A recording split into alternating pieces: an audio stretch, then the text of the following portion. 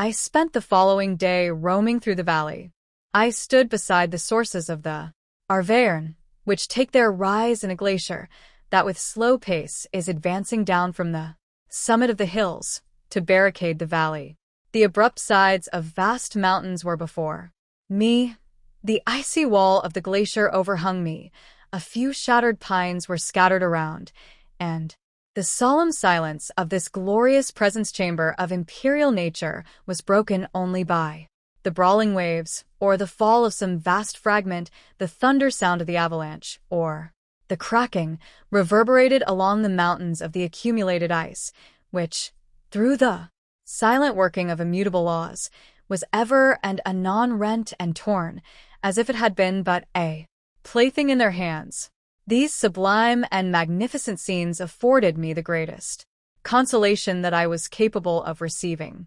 They elevated me from all littleness of feeling, and although they did not remove my grief, they subdued and tranquilized it. In some degree, also, they diverted my mind from the thoughts over which it had brooded for the last month.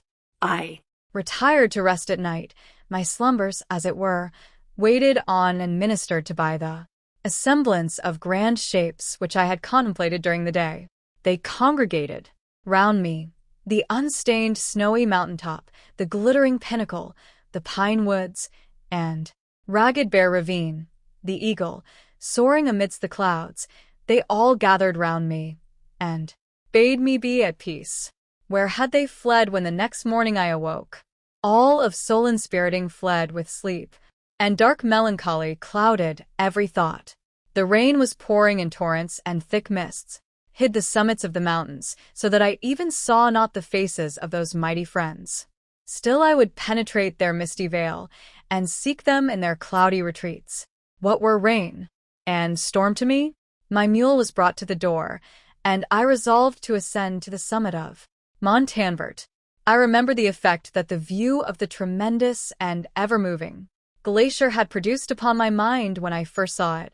It had then filled me with a sublime ecstasy that gave wings to the soul and allowed it to soar from the obscure world to light and joy. The sight of the awful and majestic in nature had indeed always the effect of solemnizing my mind and causing me to forget the passing cares of life. I determined to go without a guide, for I was well acquainted with the path, and the presence of another would destroy the solitary grandeur of the scene. The ascent is precipitous, but the path is cut into continual and short windings which enable you to surmount the perpendicularity of the mountain. It is a scene terrifically desolate. In a thousand spots the traces of the winter avalanche may be perceived, where trees lie broken and strewed on the ground, some entirely destroyed, others bent, leaning upon the jutting rocks of the mountain, or transversely upon other trees. The path, as you ascend higher, is intersected by ravines of snow, down which stones continually roll from above. One of them is particularly dangerous, as the slightest sound, such as even speaking in a loud voice, produces a concussion of air sufficient to draw destruction upon the head of the speaker. The pines are not tall or luxuriant, but they are somber, and add an air of severity to the scene. I looked on the valley beneath. Vast mists were rising from the rivers which ran through it, and curling in thick wreaths around the opposite mountains, whose summits were hid in the uniform clouds, while rain poured from the dark sky, and added to the melancholy impression I received from the objects around me. Alas! Why does man boast of sensibilities superior to those apparent in the brute? It only renders them more necessary beings. If our impulses were confined to hunger, thirst, and desire, we might be nearly free. But now we are moved by every wind that blows, and a chance word or scene that word may convey to us. We rest. A dream has power to poison sleep. We rise. One wandering thought pollutes the day. We feel, conceive, or reason, laugh or weep, embrace fond woe, or cast our cares away. It is the same, for, be it joy or sorrow, the path of its departure still is free. Man's yesterday may ne'er be like his morrow. Not may endure, but mutability. It was nearly noon when I arrived at the top of the ascent. For some time I sat upon the rock that overlooks the sea of ice. A mist covered both that and the surrounding mountains. Presently a breeze dissipated the cloud, and I descended upon the glacier. The surface is very uneven, rising like the waves of a troubled sea, descending low, and interspersed by rifts that sink deep. The field of ice is almost a league in width, but I spent nearly 2 hours in crossing it. The opposite mountain is a bare perpendicular rock. From the side where I now stood, Montanvert was exactly opposite, at the distance of a league, and above it rose Mont Blanc in awful majesty. I remained in a recess of the rock, gazing on this wonderful and stupendous scene. The sea, or rather the vast river of ice, wound among its dependent mountains, whose aerial summits hung over its recesses. Their icy and glittering peaks shone in the sunlight over the clouds. My heart, which was before sorrowful, now swelled with something like joy. I exclaimed, "Wandering spirits, if indeed ye wander, and do not rest in your narrow beds, allow me this faint happiness, or take me, as your companion, away from the joys of life." As I said this, I suddenly beheld the figure of a man, at some distance, advancing towards me. With superhuman speed, he bounded over the crevices in the ice, among which I had walked. With caution, his stature, also, as he approached, seemed to exceed that of man. I was troubled. A mist came over my eyes, and I felt a faintness seize me, but I was quickly restored by the cold gale of the mountains. I perceived, as the shape came nearer, sight tremendous, and abhorred, that it was the wretch whom I had created. I trembled with rage and horror, resolving to wait his approach, and then close with him in mortal combat. He approached. His countenance bespoke bitter anguish, combined with disdain and malignity, while its unearthly ugliness rendered it almost too horrible for human eyes. But I scarcely observed this. Rage and hatred had at first deprived me of utterance, and I recovered only to overwhelm him with words expressive of furious detestation and contempt. "Devil," I exclaimed, "do you dare approach me? And do not you fear the fierce vengeance of my arm wreaked on your miserable head? Begone, vile insect, or rather, stay, that I may trample you to dust. And, oh, that I could, with the extinction of your miserable existence, restore those victims whom you have so diabolically murdered."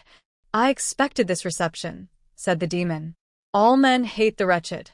How, then, must I be hated, who am miserable beyond all living things? Yet you, my creator, detest and spurn me, thy creature, to whom thou art bound by ties only dissoluble by the annihilation of one of us. You purpose to kill me. How dare you sport thus with life? Do your duty towards me, and I will do mine towards you, and the rest of mankind. If you will comply with my conditions, I will leave them and you at peace. But if you refuse, I will glut the maw of death until it be satiated with the blood of your remaining friends. Abhorred monster, fiend that thou art, the tortures of hell are too mild a vengeance for thy crimes. Wretched devil, you reproach me with your creation. Come on, then, that I may extinguish the spark which I so negligently bestowed. 55. My rage was without bounds. I sprang on him, impelled by all the feelings which can arm one being against the existence of another. He easily eluded me, and said, "Be calm. I entreat you to hear me, before you give vent to your hatred on my devoted head. Have I not suffered enough, that you seek to increase my misery? Life, although it may only be an accumulation of anguish, is dear to me, and I will defend it. Remember, thou hast made me more powerful than thyself. My height is superior to thine, my joints more supple. But I will not be tempted to set myself in opposition to thee. I am thy creature, and I will be even mild and docile to my natural lord and king, if thou wilt also perform thy part, the which thou owest me. Oh, Frankenstein, be not equitable to every other, and trample upon me alone, to whom thy justice, and even thy clemency and affection, is most due. Remember that I am thy creature. I ought to be thy Adam, but I am rather the fallen angel, whom thou drivest from joy for no misdeed. Everywhere I see bliss, from which I alone am irrevocably excluded. I was benevolent and good. Misery made me a fiend. Make me happy, and I shall again be virtuous. Begone. I will not hear you. There can be no community between you and me. We are enemies. Begone. Or let us try our strength in a fight, in which one must fall. How can I move thee? Will no entreaties cause thee to turn a favorable eye upon thy creature, who implores thy goodness and compassion? Believe me, Frankenstein, I was benevolent.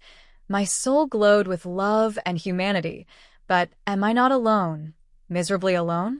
You, my creator, abhor me. What hope can I gather from your fellow creatures who owe me nothing? They spurn and hate me. The desert mountains and dreary glaciers are my refuge. I have wandered here many days. The caves of ice, which I only do not fear, are a dwelling to me, and the only one which man does not grudge. These bleak skies I hail, for they are kinder to me than your fellow beings.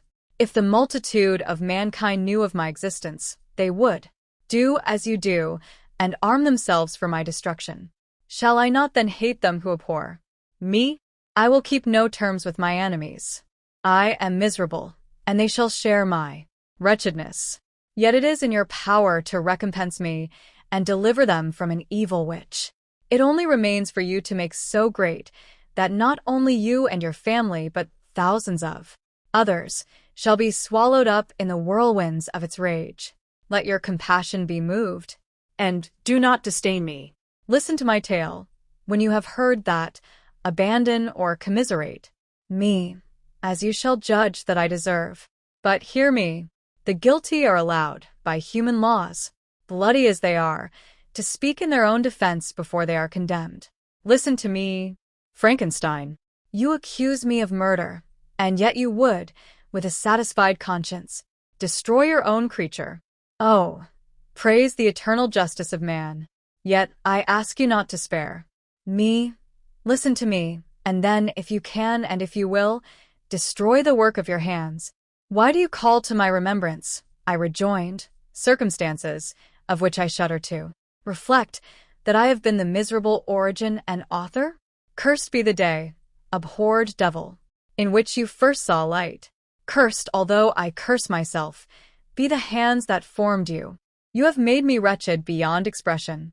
You have left me no power to consider whether I am just to you or not. Begone. Relieve me from the sight of your detested form. Thus I relieve thee, my creator, he said, and placed his hated hands before my eyes, which I flung from me with violence. Thus I take from thee a sight which you abhor. Still thou canst. Listen to me, and grant me thy compassion. By the virtues that I once possessed, I demand this from you. Hear my tale. It is long and strange, and the temperature of this place is not fitting to your fine sensations. Come to the hut upon the mountain. The sun is yet high in the heavens, before it descends to hide itself behind yon snowy precipices and illuminate another world. You will have heard my story and can decide. On you it rests whether I quit forever the neighborhood of man and lead a harmless life, or become the scourge of your fellow creatures and the author of your own speedy ruin. As he said this, he led the way across the ice. I followed. My heart was full, and I did not answer him. But as I proceeded, I weighed the various arguments that he had used and determined at least to listen to his tale. I was partly urged by curiosity, and compassion confirmed my resolution. I had hitherto supposed him to be the murderer of my brother, and I eagerly sought a confirmation or denial of this opinion. For the first time, also, I felt what the duties of a creator towards his creature were, and that I ought to render him happy before I complained of his wickedness. These motives urged me to comply with his demand. We crossed the ice, therefore, and ascended the opposite rock. The air was cold, and the rain again began to descend. We entered the hut, the fiend with an air of exultation, I with a heavy heart and depressed spirits. But I consented to listen, and, seating myself by the fire which my odious companion had lighted, he thus began his tale.